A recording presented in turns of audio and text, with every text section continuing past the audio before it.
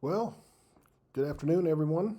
Um, you're watching this while I'm in Germany. I pre recorded this before I left, so I hope all is well with you. It's November the 12th, and today, the day's class is going to be about CVs and resumes. And Career Service is going to come and talk to you in just a moment about CVs and resumes and the services that they provide. And so I just wanted to give you all some pointers between the two. And as you all know, a resume is a much shorter version of a CV. And so the assignment that you all are going to be doing this semester is actually starting off by building your own resume. Some of you may have one already, which ought to make this um, a fairly easy assignment for many of you, but I would recommend that you go in and update it.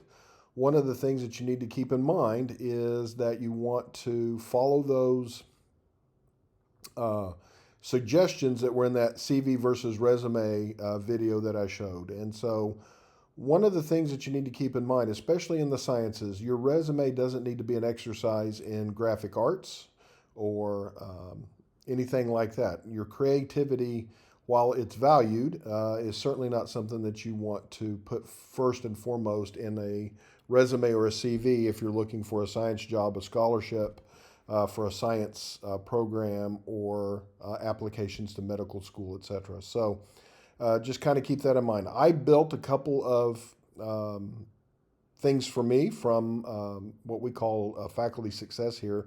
We actually have an electronic CV slash resume platform for faculty members, but I was able to generate out of that a PDF version of those documents. And so I want to kind of show you those. And so if you look at the two files that are in the November 12th module, you'll see that I have a Doug Masterson resume and I have a Doug Masterson CV. So let's pull up the resume. And one of the first things that you'll notice is the length. This is actually a 4-page resume. And I would argue that 4 pages is actually getting a bit long. But I do a lot of different things in my work right now. And so my resume would probably be longer than most. I would highly recommend that you keep your resume to no more than 3 pages at this point. And don't worry about it if you can't get to 3 pages. Two would be more than sufficient for you at this point. And so the first thing that I want you all to notice is that I've put this as a PDF file format. You will be required to submit to me as a PDF format. You'll also notice that there are ample um, borders. You need to have, I say, go with a 1 inch border on your CV resume, but certainly nothing less than half an inch. You can go a little bit smaller than an inch if you need to, absolutely need to keep it within that 2 to 3 page limit. But most people are expecting you to submit a resume with 1 inch borders. You'll also notice that the use of color is very limited here. So, for example, the hyperlinks, those are colored because that's the way it is, and that's fine. So, having an active hyperlink within a resume is not bad. It's not absolutely required, but there are some things that you may want people to link out to, and so always feel free to use hyperlinks within your resume. Nothing wrong there, but make sure your hyperlinks work because nothing will get people more irritated than if they click on a hyperlink and it, comes up with a broken link, and then that really starts to reflect on you badly. So I would keep your hyperlinks to an absolute bare minimum. Um, you'll also notice at the very top, I start off with my personal information, my name, where I'm located currently. I'm a full professor, so that's there. I'm chemistry and biochemistry, my phone number, and my email address. You'll also notice I'm using my professional email here. So I do have personal email addresses. I'm not going to share those with you. Uh, and nor should you share your personal email addresses with anybody. You need to use your USM professional email address while you're in college. When you transition to graduate school or to a job, you will use or medical school. You will then change your email address to the most appropriate one at that time. But I strongly encourage you to avoid using your personal Gmail, Hotmail, Yahoo Mail, whatever mail you use, because many of us have those email addresses set up in a very personal way. I got a CV, a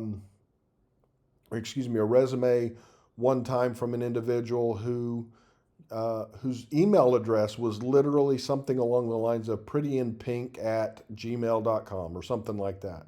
That doesn't really convey professionalism, and so when I saw that, it did, influence my opinion of the individual's professionalism, and did call into question whether or not that might be somebody who I would want to hire to work in my office. And so just keep that in mind. You can have those email addresses for your own personal use. That's perfectly fine, but don't use them on anything professional. You'll also notice that I'm keeping the use of graphics well, in my case, to zero.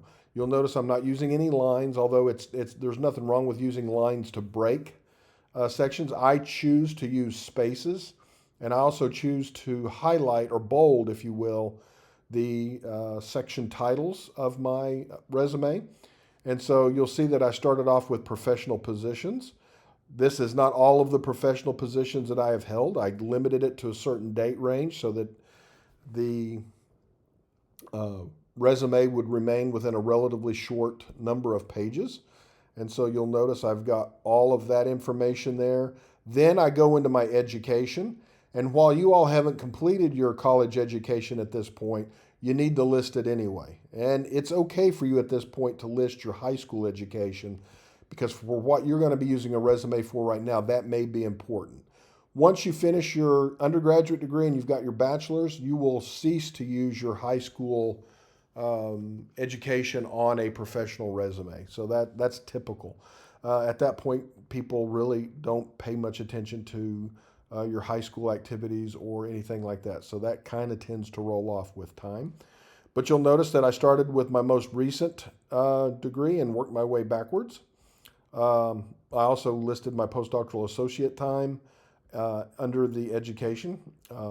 You would obviously not be able to do that. I listed licensures and certifications. You don't need to do that unless you happen to have some certifications that are germane to what you're applying to. So, for example, if you're applying to do something, in coding or whatever, and you happen to get a Google certificate on your own, or you happen to get a Coursera certificate. Again, I'm going to put in a plug for Coursera. If you did some of those Coursera data science certificates and you actually have those certificates, this is the place that you would put that kind of stuff. I then went into my awards and honors. Again, limited to a certain date range. I only made this resume within the last year in terms of my activities. The professional positions and my education, of course, I extended, but I kept it within approximately a year for the other sections of the resume. The presentations that I've done within the last year, any contracts, grants, or fellowships that I've done, you won't have any of that at this point. That's okay. I've listed my research activity, the types of projects that are going on in my lab. I've listed directed student learning, any non-credit instruction that I've done. You can see this is really geared for a professor. You all are not professors, so your sections will be a little bit different. We'll talk about that as well. I also listed professional development activities that I've attended because that would be important. And of course, service and professional service were also listed. So this would be a resume that I might be giving if I was looking for getting some kind of support from the university. Maybe they wanted having a small grant program, but they don't want a full CV. I would have provided something like this for them.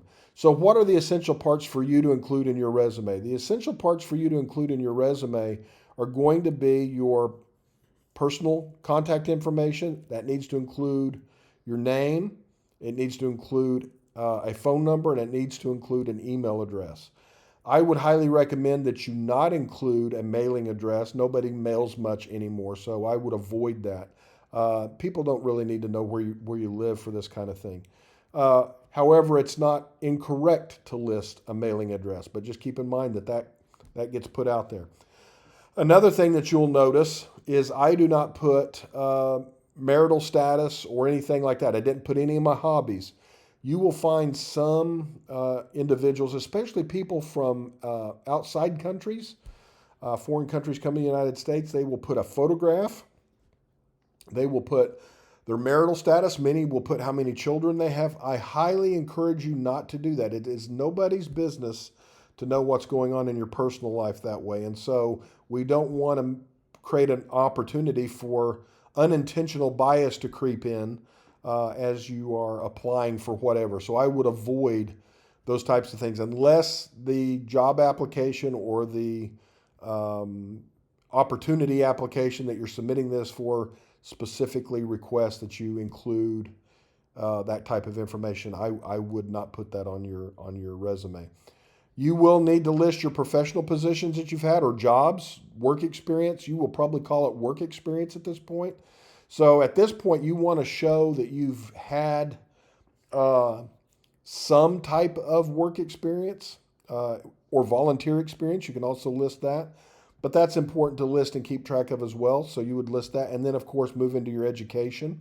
You will then probably want to talk about your awards and honors. It is perfectly fine to list your awards and honors from high school. It is perfectly fine to list what types of scholarships you've received while you're at USM, whether or not you're in the honors college, whether or not you've received some sort of award or honor from an outside entity. At this point, it's okay to list those types of things. For example, I wouldn't list an award right now, for a service award, from the Petal, because we live in Petal. Let's say the Petal High School wanted to give me a service award. I probably wouldn't list that on my resume. I might list it on my CV, but I wouldn't list it on my resume for a particular job application. Again, use your best judgment here. If you've done anything in terms of presentations, if you've done any professional presentations, you'll want to list that. You'll want to list any type of research activity you've been involved in, and you will want to list any type of service. It's very important to list service, and this can include volunteer work here. So keep track of that as well. And you may want to list, you'll notice I did not put it, but you may want to list organizations that you are a part of, because right now, anything that you're applying to, that kind of outside activity really will help you in getting scholarships, help you in getting opportunities that you may be applying to at this point. So just keep that in mind. So again, notice the length, fairly short. Notice it's all in black and white, very crisp. Use spacing appropriately. Make sure there are no misspellings, etc. So turn in a good resume for your assignment. And then I wanted to share with you quickly what the difference between a resume and a CV is. I'm not asking you to submit a CV. Over time, your resume will evolve into a CV, and that's okay. But this is what my CV currently looks like. You'll notice it is 28 pages in length. It goes way more in depth. There's a lot more stuff that's available. I've got my professional memberships that are listed, all of my awards and honors that I have listed in the system, and you can also see my fellowships, the awards that I got when I was in graduate school, the awards I got as a faculty member, all of that kind of stuff. And I even go back to 1989 when I went to Oklahoma Boys State. I was selected to do that. Very proud of that. It is something that I put on my CV. I do not put that on my resume, but I do put it on my CV because it is one of those things. Not everybody gets selected to go to Boys State. It's a small number of individuals. So Boys State or Girls State, if you happen to go to that, it's just something I would put on there because it is one of those things that people recognize as early ambition, if you will. And so I would highly recommend you put those types of things. So I went back. Heck, I'm going on nearly 40 years going back on my CV. So you can clearly see the difference between my CV and my resume. Notice I didn't put any media appearances and interviews on my resume, but they're here in my CV. My publications, all of my publications are listed going back to graduate school. All of my presentations that I can at least remember anyway that I've done either as presenter or co-presenter are listed, and that takes up many pages. I've been doing this for quite some period of time, and I actually only go back to 2014. There's presentations on my old CV that go back much further than that. I'll be honest with you, I kind of got tired of typing them in, and presentations don't carry the same amount of weight as a publication or an award or honor does, because presentations, while important, especially for you all at this stage, but for me professionally, going back much further didn't add any value to my CV. I also put in my contracts, grants, and fellowship support, things that I've brought money in for the institution. Going back quite some period of time. The research activity, which was there, all of my teaching experiences listed. And in fact, if I was going to turn this in as an official CV for a new job, for example, I would actually go through and edit this to kind of condense this down, because this is semester by semester and it can be prettied up a little bit further, but you can kind of see all of the teaching that's gone on since I've started here at the university. Many, many pages in length. Directed student learning. So you get the idea. It's a much more lengthy document. It really is a table of contents to my entire career, whereas a resume is really a small snapshot of what is most relevant for the thing that I'm applying to at that particular moment. It's kind of a cover sheet, almost. If it's not a cover sheet, but kind of like a cover sheet, whereas this is a a full-fledged table of contents. And so you can go through, take a look at this. But again, you'll notice I'm not using any fancy graphics. I'm keeping my fonts to things like Arial or Times New Roman. I'm keeping it very simple. Arial works really well. There's a couple others that were suggested in the thing that I had you watch on YouTube about CVs and resumes. And also Career Services will be giving you some pointers on this as well. And I also don't want you to forget, I highly recommend, before you turn in your resume to me for credit, that you actually reach out to Career Services, take your resume over there, have somebody professionally look at it, give you some pointers. There's nothing wrong with that. I highly encourage you to do it. It's a service that they can provide to you. Turn in your best possible product to me, and I want to give you all the credit that you have coming to you. So some of you will have resumes that are much longer than others at this point, and that's okay. The goal of this is for you to actually leave this course with a start of a resume such that it will grow into a more substantial resume and eventually evolve into your CV. And so with that, you've got about a week. The resume assignment will be due not this Friday, but the following Friday at 5 o'clock. So make sure you get that turned in on time. Make sure you get it turned in correctly. It's got to be in PDF format. It's got to be well formatted, no spelling errors, and it needs to be as complete as possible. So keep that in mind. That's the criteria I'm using to grade that particular assignment. And so I will see you when I return, and I hope you all have a great rest of your day.